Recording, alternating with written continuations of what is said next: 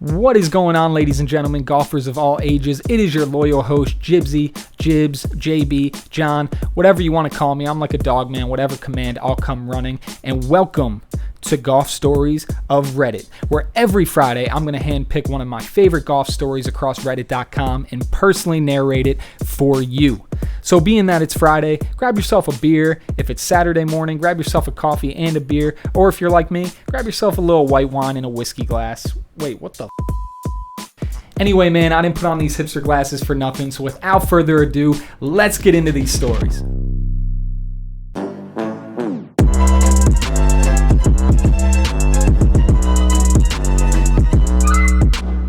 All right, guys, our story today comes from Reddit user a unique username 1983. Let's see what he's got to say. I started a tournament at 2 p.m. in insane heat. My usual golf partner and I sit in our numbered cart with the random pairs cart in front of ours. Looking at all the people, we were wondering who we were going to get paired with. By the way, this is the most nerve-wracking part of playing with strangers because it's Russian roulette at this point. So we'll see what happens with this guy. Two guys load up, and I stand up to introduce myself, etc. I get the first glimpse of the passenger turning from his bag to us after hearing me say hello. He turns, dropping his balls and tees as he drools, saying his name. Like a lot of drool. So this could go one or two ways. I'm hoping it goes the way that would lead to more comedy, but we'll see where this goes. I'm hoping it goes one of the two ways, but let's see. Then proceeds to crack and finish 2 beers before we even started the first hole. All right. Go in the way of comedy. We like that. That round, he tried to play every ball that was in his walking path while walking with a Hunter S. Thompson on acid quality. I need to hear more about hitting every ball in his walking path because the guy said he was playing in a tournament.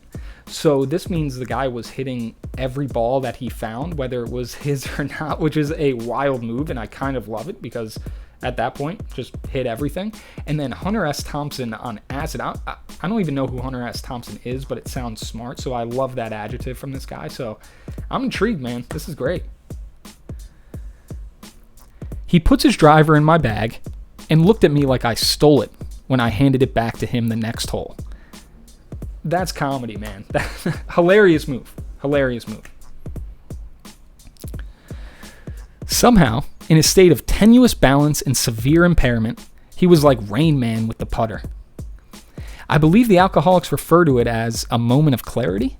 We saw him at another club a few months after, and he didn't remember us. Just kind of had a face like, who are these guys? Also, icing on the cake was he was wearing sandal spikes with socks. So golf sandals with socks. Hilarious story. I think underestimated was in the first sentence that this was a tournament, which I don't know if he's just saying that, but to come that drunk to a tournament is a wild move. I'm thinking it's probably a member guest or member. It's probably not a serious, tournament for money, but still, or, what I'm saying, like a sanctioned event, but still hilarious nonetheless.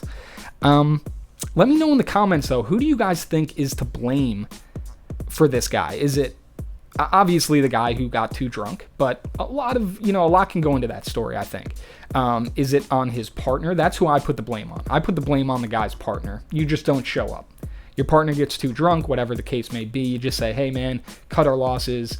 We shouldn't be here right now. So I think the blame goes to the partner.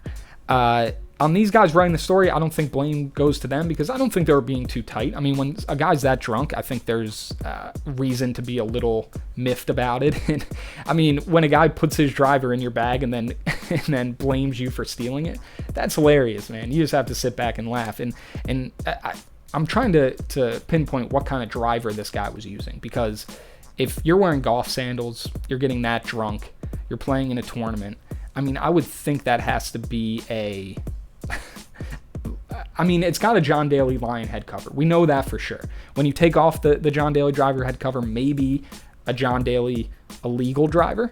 maybe probably an infomercial. We can agree with that. Infomercial with a big wind grip and a John Daly head cover. So leave in the comments as well what you think that driver was and what you think this guy is playing, because that's pretty funny to me. But no, man, I think the blame goes on the partner. I think your buddy's getting that drunk.